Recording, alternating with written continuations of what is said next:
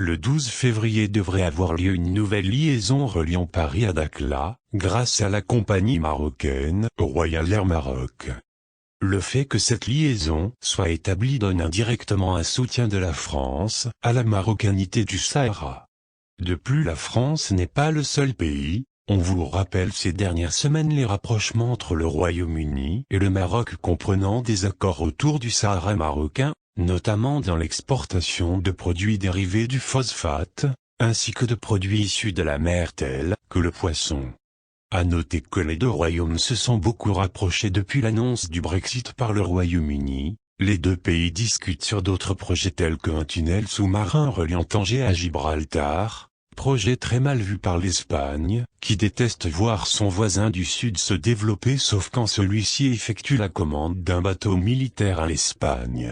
Elle qui a pourtant l'habitude de critiquer les commandes d'armes du Maroc, a cette fois-ci gardé le silence et n'a trouvé aucun problème à ce que le Maroc lui achète un bateau militaire.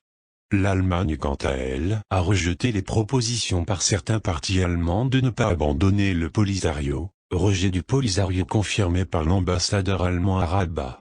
Aujourd'hui plus que jamais le monde apporte son soutien au Maroc, et le Polisario ainsi que son papa l'Algérie se retrouvent de plus en plus isolés.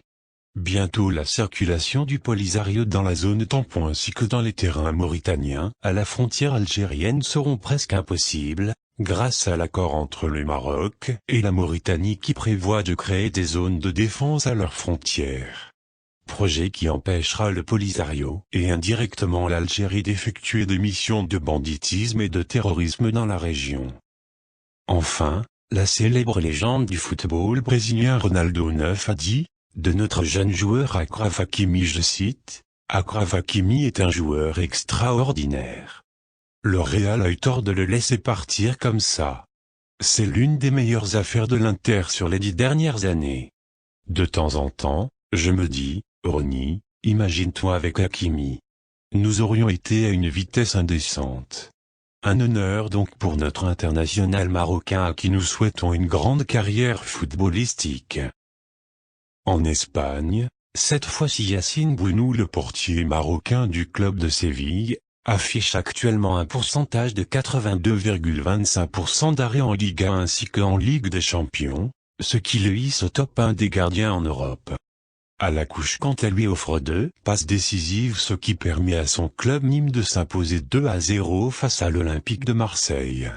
Bouldini actuellement meilleur buteur de la division de portugaise, a inscrit cet après-midi le but égalisateur lors de la rencontre opposant son club au Benfica B, de quoi taper peut-être dans l'œil de Vaïd.